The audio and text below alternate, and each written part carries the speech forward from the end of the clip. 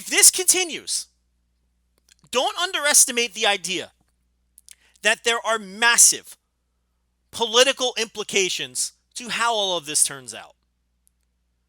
This is the first time in the history of NXT that Triple H is in a position where he truly has to prove himself.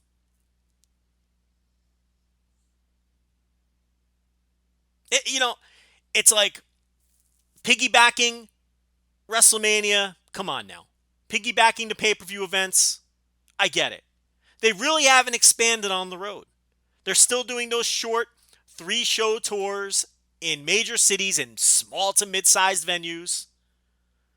In addition to the Largo Loop, there's never been any sort of pressure on NXT to deliver any sort of numbers operating on the network. And there is real, legitimate pressure on Triple H for the first time to deliver while Paul Heyman is running Monday Night Raw. While Eric Bischoff was brought in to handle SmackDown.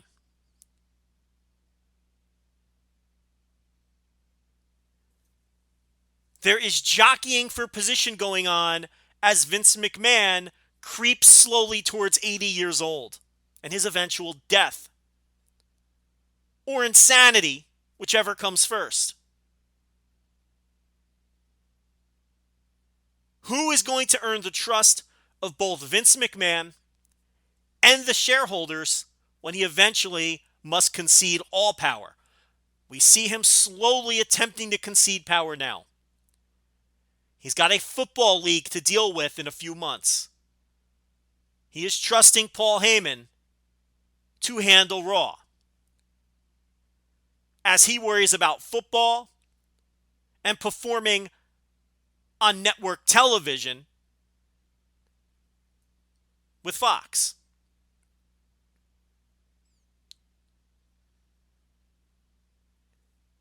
Triple H cannot take these repeated beatings on Wednesday night as AEW continues to build an audience, let alone if their viewership numbers begin to creep up on Raw. 1.4 million viewers is a tremendous start. And if people didn't like the show, that number will drop. But I haven't seen a single negative review, and people seem to really enjoy the show, which means that number isn't likely to drop next week. We're not likely to see an XFL OG week 1 to week 2 drop-off. It seems like people enjoyed it.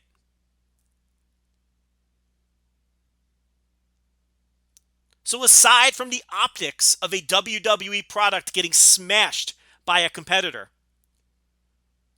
which needs to be reversed quickly, you don't want AEW seriously challenging Monday Night Raw. And we don't know about SmackDown yet because we're going to do all this again on Friday and Saturday. The ratings wars are back. You don't want AEW challenging Monday Night Raw for market share, especially this quickly in the game. As Rich and I predicted, if this continues, the changes to NXT will be swift and massive. I reiterate what I said at the top. They counter-programmed AEW with a takeover level lineup, with no commercials in the first 30 minutes, with limited commercial breaks overall, and a 15-minute overrun. A surprise appearance by a main roster star, and they still got hit by a truck.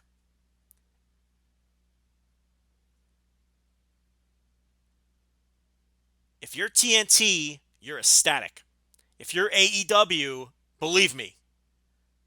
Believe me when I say that they're ecstatic. First-hand knowledge of that one. Okay? If you're WWE, if you're Triple H, you're shitting your pants.